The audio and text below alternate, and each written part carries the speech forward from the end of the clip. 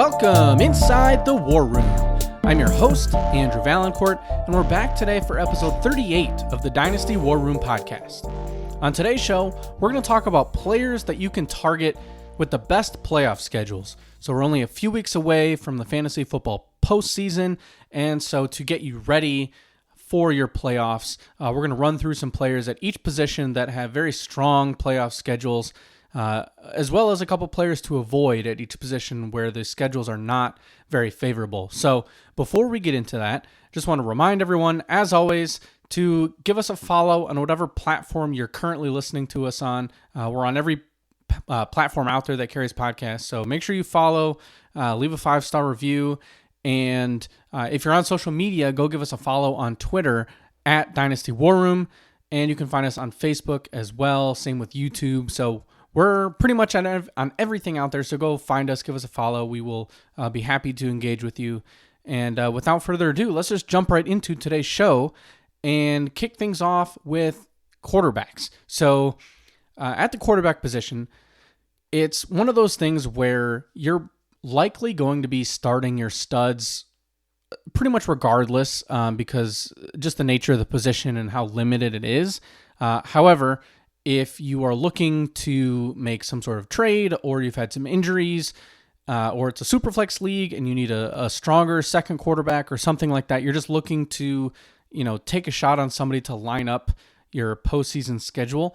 We got some names here. So one statistic that I'm going to cite a lot, pretty much with every player that we talk about on this show, is going to be a percentage from draftsharks.com. And they went through and they have a strength of schedule page where they've analyzed the strength of schedule for each position and included a percentage difference in fantasy points allowed at the position compared to what their opponents have scored against other teams. So we'll start off with our first quarterback and put that stat to use. So Baker Mayfield, quarterback, Tampa Bay. He's got a very favorable playoff schedule. He's probably the best fantasy quarterback for this season on the list here. And he's got a road game against the Chargers, which is the toughest of his 3 games. We're talking weeks 15, 16, and 17. In week 16, he's on the road again at Dallas, and then he rounds out the season week 17 against the Carolina Panthers. So against those 3 teams, the percentage difference in fantasy points allowed at that position compared to what their opponents score against other teams is 13.72%. So 13% better for Baker Mayfield in this instance. So he's already been obviously very strong throughout the season, and I fully expect that to continue. Mike Evans should be coming back shortly from injury. They're on bye this week, but again, we're just focused on weeks 15 through 17 in the playoffs. There are some leagues that start things in week 14, but I think that's a bit more abnormal. But in your standard, 12-team league where 6 teams make the playoffs, 15, 16, 17 are the 3 critical weeks that you want to be looking at. Now, the next quarterback on this list is somebody probably further down most rankings, but that's going to be Will Levis, the Tennessee Titans. The schedule for the Titans is really favorable, really for all 4 major positions throughout the rest of the season. And, that's going to start with quarterback. So they play the Bengals, they're at the Colts, and they're at the Jaguars. 28.81% difference in fantasy points allowed at the position compared to what their opponents have scored against other teams. So very good. It's one of the best, if not the best, I believe, among all teams in the league. So Will Levis obviously has missed some time due to injury, but he's back. He's healthy. He just had a good week, and the schedule sets up nicely for him. It seems like Calvin Ridley has finally come alive. So he's got Tony Pollard. Things seemed terrible for Tennessee, especially after getting beat down by the Lions. It just seemed like kind of everything was over. They traded players away. But, while they're still not a very good team, they got they have a lot to play for, work towards. Will Levis obviously going to be playing for his job next season. So, he needs to finish the season strong to make sure that he is a starter come 2025. So if you're looking for a cheap option that, has a good schedule, and he does have some youth on his side, so from a dynasty perspective, that's never a bad thing either. But redraft, he's dirt cheap. You can acquire him, play him, but then Dynasty as well. I don't think the price tag is going to be too overwhelming if you are looking for a QB2 in Superflex. Now, the next name on the list is going to be Kyler Murray of the Arizona Cardinals, and he's got the Patriots, he's at the Panthers, and he's at the Rams. So this is a bit more just slightly above average schedule. It's a 3.88% difference in fantasy points allowed at the position. So it's not as strong as Mayfield or Levis, but still positive. And Arizona has really come on strong as of late. They're in line to make the playoffs, which is a bit of a surprise. And the Patriots and the Panthers, of course, are teams that have struggled this year.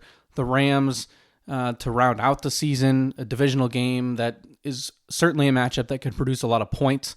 So a lot to like there. With Kyler Murray, and you would assume that Marvin Harrison Jr. probably takes a step up as well. Most rookie wide receivers do in the back half of the season, so hopefully for everybody's sake that comes to fruition too. But there is still Trey McBride, James Conner, so a lot to like with that Arizona offense as we move forward. The next quarterback on the list is going to be Bo Nix, who, to pretty much everyone's surprise, has been pretty solid this year. And he's got a really strong final 3 games as well. He's got the Colts, he's at the Chargers, and at the Bengals. The Chargers is the toughest matchup defensively there, but really good matchups with the Colts and the Bengals. 12.35% difference in fantasy points allowed at the position from those 3 teams. So a strong number, and Bo Nix adds some value with his legs. He's been rushing the ball as well, so in addition to, growing a bit as a passer, Cortland Sutton has come on as of late. So I am healthy now. In case, you noticed from the last episode, my voice was practically gone. Went on vacation and first time in Europe. Had a great time and, had to catch up on some NFL games with watching on my phone and that sort of thing. But we're back. The voice is here for the most part. It's still a little bit of a cough, as you can tell, but much, much better. So back in the swing of things. We should have an episode now every week here as we round out the season. So back to the quarterbacks, though. So Bo Nix, as we just mentioned, he's the next one on this list, and just a surprising player that's performed well. So you're probably not going to be able to acquire him in Dynasty, given the fact that he was probably a late first-round pick, early second-round pick from whatever team has him. But if you're talking redraft or single quarterback league, might be a lot easier to pick him up, and the matchups are there. And last but not least, I guess you could say he is least, because it's Daniel Jones, who has not been all that strong as of late, especially. He's struggled. And there's not any certainty that he will even be the starting quarterback come the fantasy postseason. However, the schedule is very favorable. I mean, we're talking, he's got the Ravens, who have been great for, opposing offenses. Now, the Ravens are certainly winning games, but quarterbacks are being able to throw. They've been able to throw all over the Ravens defense. They're at the Falcons and then home against the Colts. So 16.03% there in the difference in fantasy points allowed at the position compared to other teams. So that's positive. That's a really good slate of games for somebody like Daniel Jones who can run the ball. So we've seen that carry over. He just needs to limit the turnovers and, if they can get into some shootouts here, he's got Malik Neighbors back. This is a really low-cost option that probably... the odds are that this will not work out. But again, if you're just looking for a cheap addition to give you some depth, give you a second option in a Superflex league at quarterback, Daniel Jones could certainly be somebody that fits that bill. Now, 2 players at quarterback that I will be avoiding in the fantasy playoffs at quarterback. And the first one is going to be Geno Smith. So Seattle Seahawks quarterback. And Seattle has the Packers, the Vikings, and they're at the Bears. So a full NFC North slate minus Detroit. And that comes out to a negative 18.97% difference in fantasy points. So pretty rough schedule there. And Geno Smith has not been particularly great as it is. And Seattle has fallen behind a bit in the division. So they're certainly still in the mix. It's a very tough division. All 4 teams still alive, and any one of them could win the division. But I'm just not thrilled by those matchups. I think that there are going to be better options to be had, especially when you look at the list above where, none of those quarterbacks outside of, Kyler Murray and potentially Baker Mayfield are necessarily high-level dynasty assets. So if, your choices are somebody like Bo Nix or Geno Smith, I'm going to go with Bo Nix in the playoffs, given those matchups. Now, I think even somebody like Will Levis, just the matchups are much better. And so I think you need to take that into consideration. Now, the next player is Sam Darnold, who I am also avoiding. And he's got the Bears, he's at the Seahawks, and then he's got the Packers as well. So interestingly enough, it's that same combination of teams, just obviously swapping out the Vikings for the Seahawks. But that would explain why both Geno and Sam Darnold are being put together here on my players to avoid, because all 3 of those teams, 4, I guess, the 4 teams in the mix here, the Packers, the Bears, the Vikings, and the Seahawks, are all very tough against opposing quarterbacks. So Darnold's schedule is a touch better. You'd rather play against the Seahawks defense than the Vikings defense, but a negative 12.46 difference in points allowed compared to other teams. So I'm not looking to start either one of those 2. I'm actually very fearful of Sam Darnold kind of pumpkining down the stretch as it is. I think we've started to see it a little bit after that really hot start. So I would be looking to move off of Sam Darnold in general. I just don't believe that he's going to stick as one of these high-level quarterbacks the rest of the way. Moving on over to running back. So running back is a bit more interesting because it's really the high-level guys. We're talking top of the top, the 3 best running backs, most valuable running backs in Dynasty are all on this list. They have really good schedules. So that's, great for Dynasty managers that, have invested into those players. But there's not a lot of more middling options like there are at quarterback or even receiver that we'll talk about in a few minutes. So we'll just run through some of the names here because I think this also highlights a bit the thinness of the running back market right now. And we talked about that a lot in the offseason about how once you get past kind of the top 15, there's just not a lot out there. Now we've had our usual burst of, later round guys that have shown considerable value, Chase Brown, Tyrone Tracy, Rico Dowdle, Brian Robinson, guys like that have kind of all jumped up and had really nice seasons and are worth a lot. But right now, in terms of players, because we're talking purely about playoff schedules. We're not just talking, players I like or players you should go get. You have to have a good playoff schedule to be on this list. So starting off, we're going to go with the Detroit Lions running back duo of Jahmyr Gibbs and David Montgomery. So they have the Bills at home, they're at the Bears, and they're at the 49ers. So all should be, tough matchups, but they're very favorable for running backs. Teams have been able to run against all 3 this year, especially the Bills and then the 49ers. So that's a 12.06% positive change, difference in fantasy points allowed at the position compared to what their opponents have scored against other teams. So I'm going to try to keep repeating that since it's, sometimes can be difficult to keep these numbers and percentages in line, but that again is what those numbers indicate. So the higher the number, the better. So Jahmyr Gibbs, obviously you're starting him weekly no matter what. David Montgomery, probably same thing. But this is just another reason to feel really good about that. And if David Montgomery is somebody that you can go out and acquire in your league, I don't think it's going to cost you, the massive package that it would obviously for somebody like Gibbs or, Bijan Robinson, Breece Hall, whatever. But David Montgomery is a very solid running back. The Lions trust him. He's going to score touchdowns. We're talking one of the best offenses in all of football. And he's got a good schedule to round out the fantasy postseason.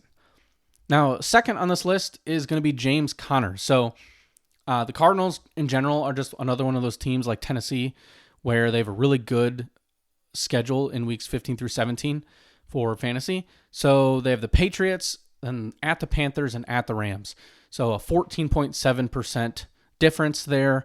And, I don't need to talk too much about this. Obviously, with the first two teams, the Patriots and the Panthers, if Arizona continues to play well, they should roll over those teams.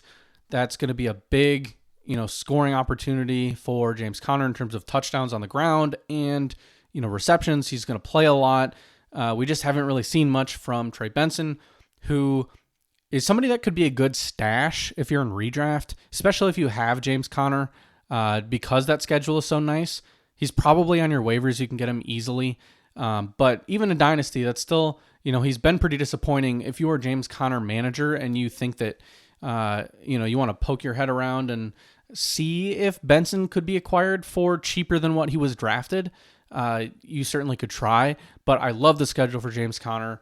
How could you not when you have the Patriots and the Panthers, and then the Rams have struggled against the run as well. So, and it's a division game. Again, those division games often can be high scoring. So we do like to see that. Next up is going to be Breece Hall. And we're just going to bunch in Bijan Robinson with him as well, because these are, generally, or at least at the beginning of the season, were the top two running backs in Dynasty.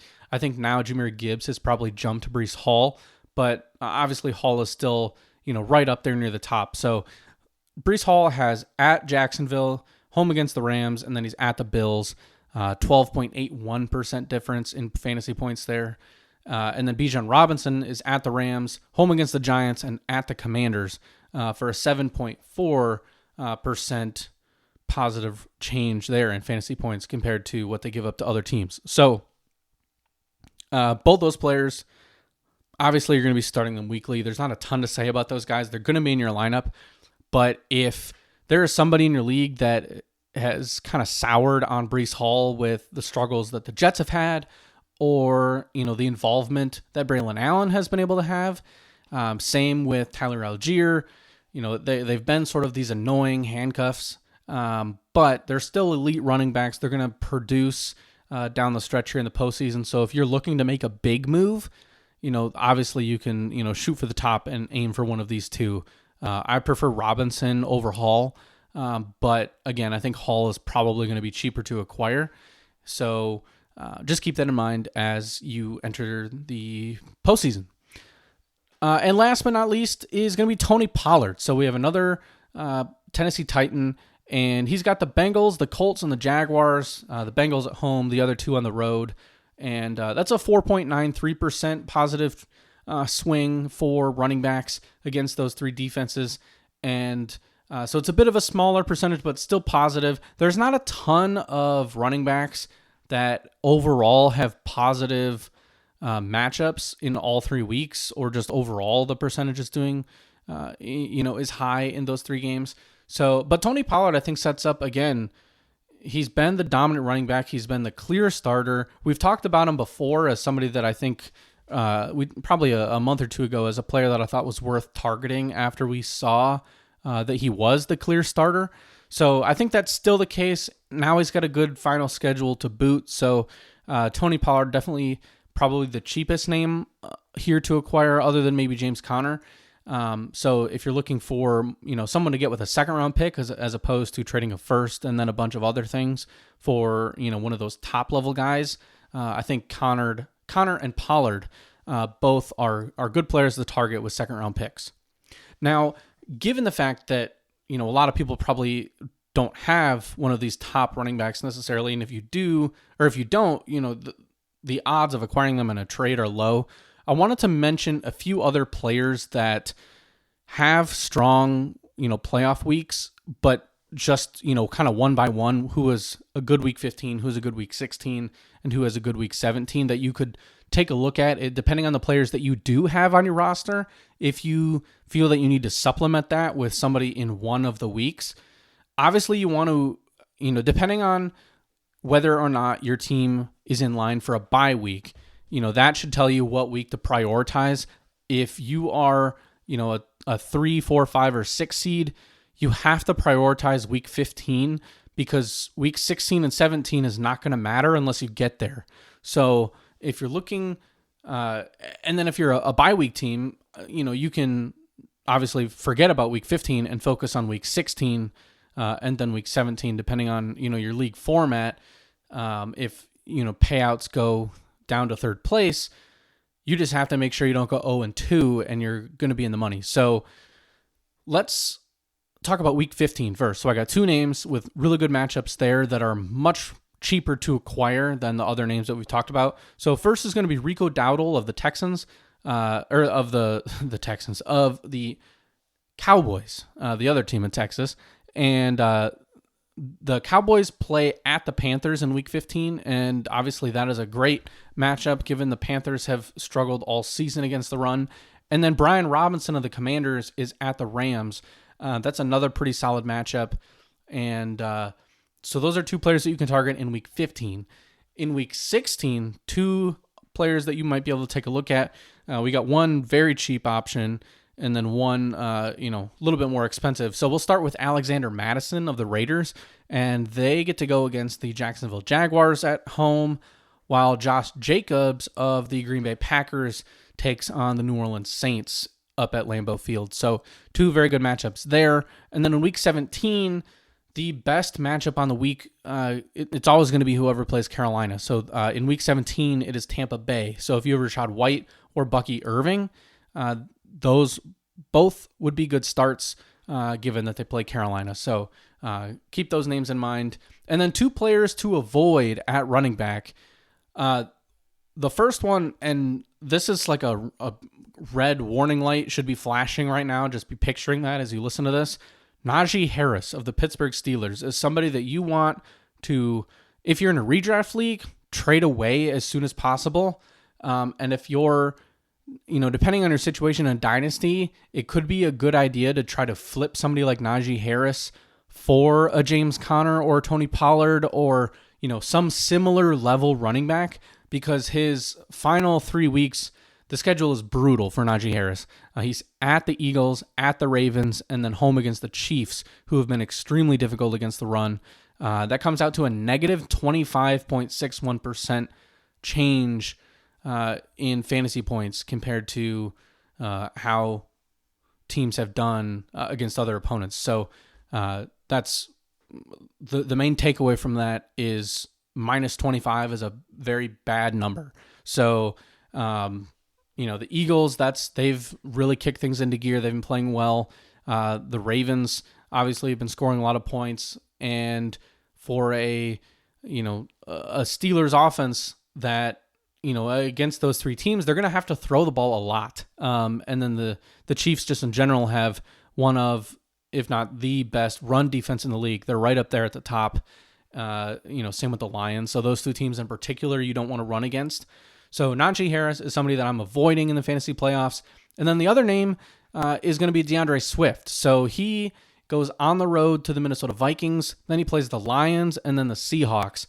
So that comes out to a minus 13.48% difference in fantasy points allowed at the position compared to what their opponents have scored against other teams. So Vikings, Lions in weeks 15 and 16, that is a very difficult first 2 weeks of the fantasy playoffs. We mentioned how the Chiefs are great against the run, the Lions right up there as well.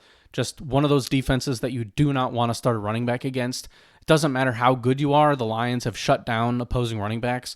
We saw Joe Mixon last week, get 20-something carries, and he had like 40 yards. So, it's just going to be a tough environment for those 2 in the playoffs, and I would be looking to avoid them if I can. All right, so wide receiver. Now, a little bit, only 4 players here that I'm going to bring up in terms of players to start instead of the 5 or 6 that we had at running back. But I think it's something where you're going to be starting your studs, kind of like, the top few names at running back. You're obviously plugging them in.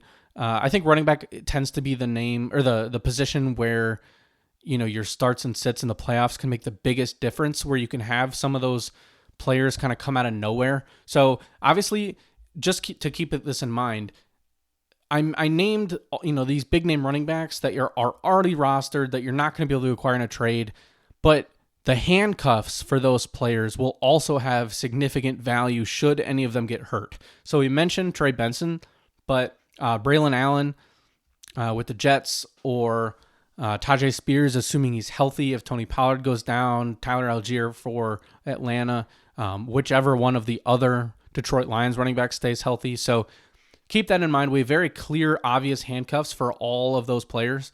So, worthwhile to take a look, especially in redraft on waivers, because that's how you can get some league-winning players essentially for free, is by picking those players up in advance, essentially assuming an injury could happen.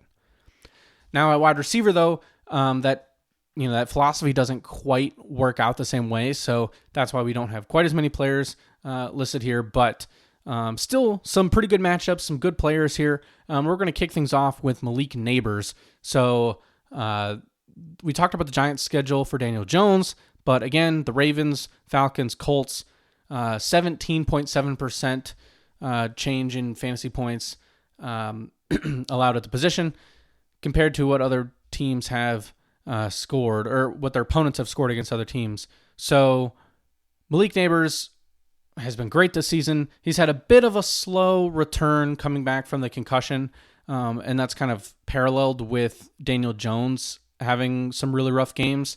But assuming that they can figure things out, the matchups are great. The Ravens, we talked about how teams have been able to throw all over them. The Falcons and the Colts, mediocre defenses at best. So Malik Neighbors definitely number one in this list. Next up is going to be Jacoby Myers of the Vegas Raiders. He's got the Falcons, the Jaguars, and he's at the Saints. So a 9.85% increase there in fantasy points against those defenses.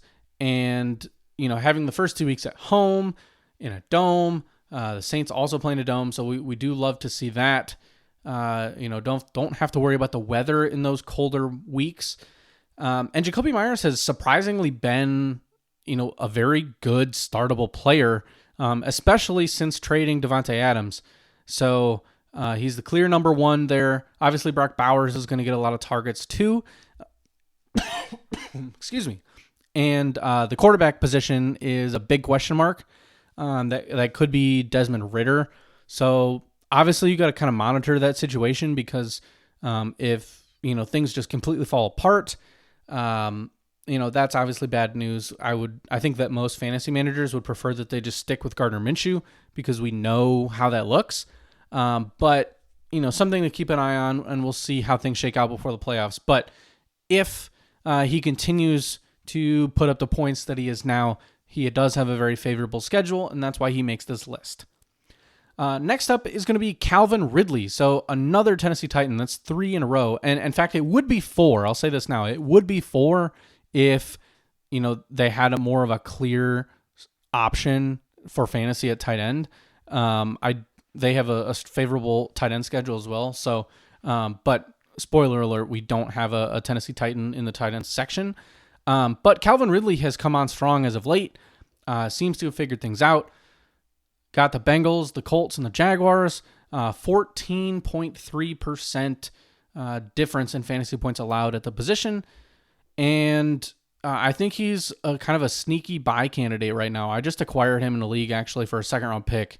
I needed a wide receiver, and he was somebody that I looked at the schedule, and I have seen the past production, and I think that he can keep it up the rest of the season. So Calvin Ridley, I got him. The exact trade, for those curious, was I received Calvin Ridley and a 4th in return for a 2026 second-round pick.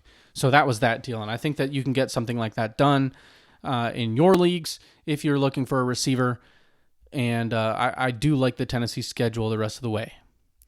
Now, the fourth receiver is going to be Jaden Reed of the Green Bay Packers, who has kind of established himself as the number one. My hopes for Christian Watson are still there. I was definitely polling for him in the offseason and the early part of this year, but the injuries have still been a factor and whatnot. And I don't think that both Jaden Reed and Christian Watson can't both be good. But Reed is just more the more obvious name to include here. But to a lesser extent, you also could include Romeo Doubs and Christian Watson because it's just a good schedule for Green Bay wide receivers.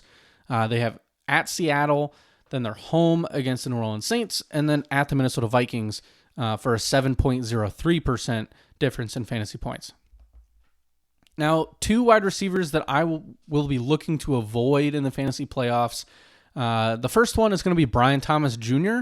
From the Jags, who has had a really nice rookie season, but he gets the Jets, he's at the Rams, and then he's home against the Titans in the last 3 weeks of the fantasy season, and that's a minus 16.22% difference in fantasy points allowed at the position. So obviously not good, and obviously the quarterback struggles as well. If Trevor Lawrence is out for the season and you have Mac Jones, that's going to significantly devalue those Jacksonville pass catchers. Probably for everybody outside of maybe Evan Engram, who I think is going to get targets regardless, but it certainly weakens the output for Brian Thomas. And then the second name is going to be Michael Pittman Jr., who has been pretty up and down, struggled the last few weeks, has been dealing with that back issue. And there's the quarterback, circus going on with Anthony Richardson, who is back now as the starter, which is, great news for his fantasy value, but not as much for Michael Pittman Jr., who has the last 3 games of the fantasy season at the Broncos, home against the Titans, and at the Giants for a negative 15.05% difference in fantasy points allowed at the position. So Michael Pittman Jr. is one of the more difficult players to evaluate, I think, in all of Dynasty right now because he carries the name value. He's been very good in the past. He just got a huge contract. But this season, is it entirely the, Anthony Richardson mess and, he's dealing with an injury, or does it have more to do with, is he going to continue to have those struggles in the offense if Richardson stays the starter next year? Is Josh Downs the new number one? There's a lot of question marks, I think, there with Michael Pittman, but, still has, a solid fantasy value, given the fact that he does have the contract. He does have the history of production, and it's not like he's had a completely miserable season. He's had, several weeks where, you were able to start him, but just not anywhere near enough to what you probably were expecting from him at the start of the year. So that's going to be an interesting name to kind of watch in the offseason. But for now, the rest of the regular season, and in particular weeks 15, 16, and 17, I would be looking to get out from having to start him if you're counting on him right now for the playoffs. All right, so moving on to the tight end position. So a few more names here. And the most obvious name here is going to be TJ Hawkinson of the Vikings. He's got a very, very, very good schedule for tight ends to round out the season. He's back from injury. He's looking great. Got a bunch of targets last week. And he's got the Bears at the Seahawks and then the Packers the last 3 games. All 3 teams really struggle against the tight end, especially Green Bay. And so that results in a 26.69% difference in fantasy points allowed at the position compared to what their opponents have scored against other teams. So really good number there. It's the highest among all teams other than Tennessee. So we've talked a lot about Tennessee, which, is one of those really interesting things because Tennessee is a very bad football team. But sometimes in fantasy, things just line up well for you with the matchups, and that, can matter more. They're all cheaper options in terms of the Tennessee players, but, just another team to keep in mind here because we've talked a lot about Tennessee. So I don't want to I don't want people to think that, I'm just, all aboard the Tennessee bandwagon, that they're going to finish the year with some incredible run. I'm not saying that. I fully expect them to lose a lot of games, but that doesn't mean their offense can't put up some points and some yards against some of these teams. But Minnesota with TJ Hawkinson, we'll get back to the player at hand here. And again, great schedule. He's immediately back and highly involved in the offense, and he should absolutely be back in your starting lineup right away. Now, the second name is going to be Tucker Kraft, who is another Dynasty War Room favorite. We've mentioned his name over and over on the show throughout the year, and he's got at the Seattle Seahawks, at home against the Saints, and then at the Minnesota Vikings, 15.20% better for Tucker Kraft against those three defenses compared to other teams. So, again, love the offense. We talked about Jaden Reed a few minutes ago as a player that we like in the postseason, and then Tucker Kraft fits into that as well. And next up is going to be David Njoku. So this comes with a bit of an asterisk because this is really only for weeks 15 and 16, but those first 2 weeks are so good. He's got the Chiefs and at the Bengals, and then he finishes the year with the Dolphins, which totals only a 5.78% difference in fantasy points allowed at the position compared to what their opponents have scored against other teams. But it's minus 20% against Miami. So if you take that out, it ends up being a really great week 15 and 16 against the Chiefs and the Bengals, who have given up a ton of points to the tight end position. So if you have Njoku, obviously weeks 15 and 16 are the two most important weeks of the playoffs just to get you to the title game, and then you can make whatever adjustments you need to. Frankly, if you have Njoku and he plays well, you're probably still going to play him against Miami, but if you have him and compare him with somebody like a Cade Otton, who has a really good week 17, Juwan Johnson or Cole Kmet, those players don't have quite as strong of schedules in weeks 15 and 16, but they do have nice matchups in championship week. So you can definitely make those sort of pairings work if you do want to just simply play the numbers and avoid the matchup. And finally, at the tight end position, our last name is going to be Theo Johnson of the New York Giants. So we talked about Daniel Jones as a cheap option, Malik Neighbors, same type of situation here for Theo Johnson, who has really emerged as the clear starting tight end in New York. And he's got the Ravens, the Falcons, and the Colts for a 23.02% difference in fantasy points allowed at the position. So a really good number there. He's coming on strong. He's a rookie. Rookies tend to, finish out the year stronger, obviously, than they perform in the first half of the season. So lots of good things here. It all really just depends on Daniel Jones, figuring things out. Can he stay the starter? He's got that injury clause in his contract too, so the injury guarantee. So we could see a situation where Drew Lock takes over in the last few weeks, and that would kind of spoil a lot of, this, talk of, Neighbors and Johnson being, great options in the fantasy playoffs. It certainly would, at least for Theo Johnson. I think Malik Neighbors are probably starting no matter who the quarterback is. But Theo Johnson is a rookie that I think is interesting. I think you can buy him right now for pretty cheap, and he's had some solid production. So, I'm a big fan of going after those cheap young tight ends and, hoping that they turn into something down the line. You can buy somebody like Theo Johnson right now for a third-round pick, when he was a fourth-rounder in the rookie draft. So, that can turn out to be a really good investment for you if he continues to be the starter and finishes the year out strong. And some people might have already caught on to that, and so you might not be able to acquire him for just the third anymore, but it's still not going to be a situation where he's going to cost you an arm and a leg.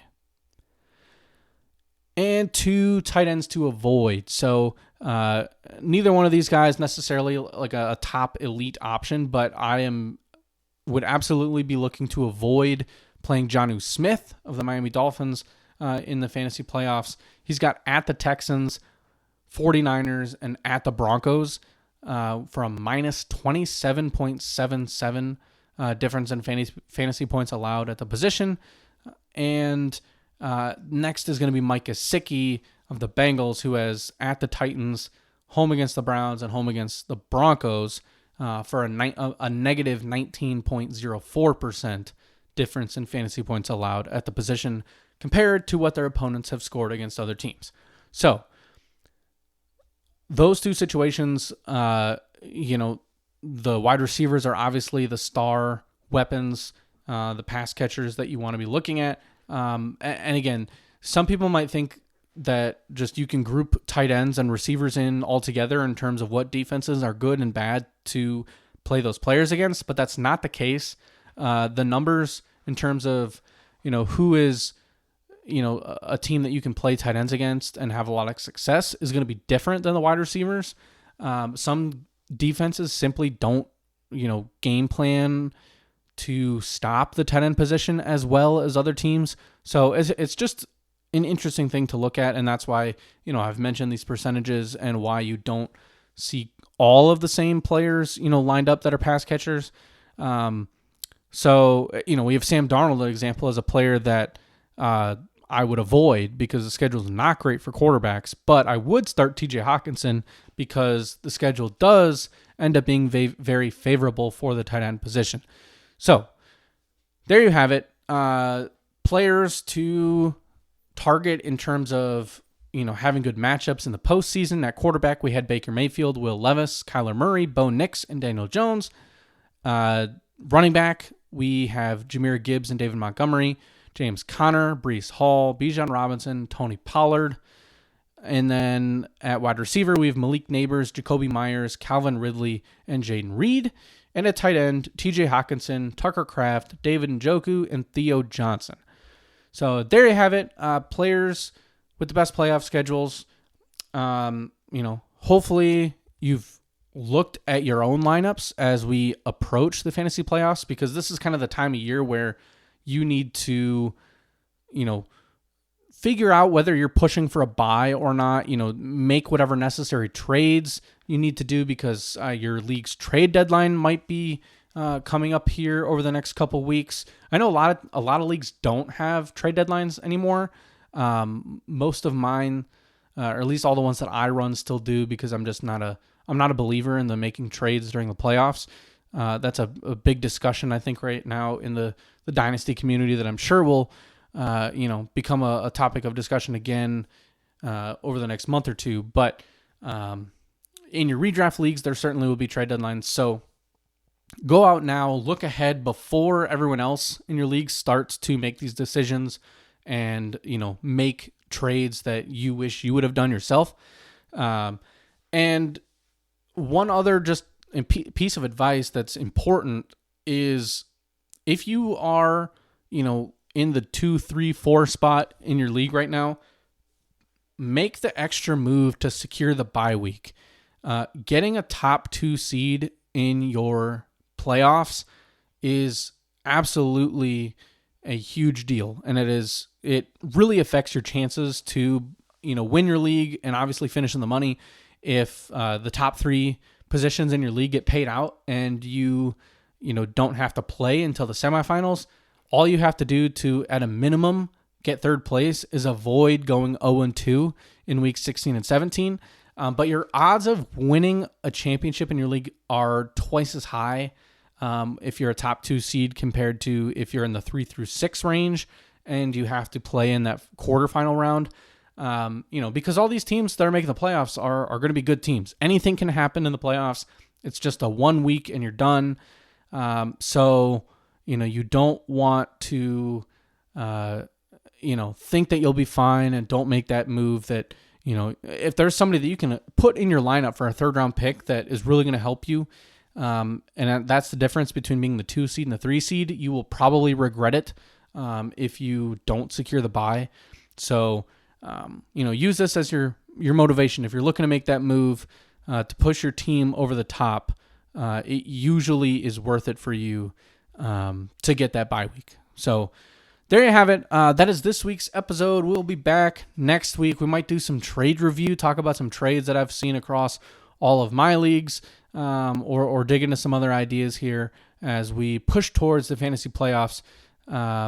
Best of luck in week 11, and we will talk to you all next week.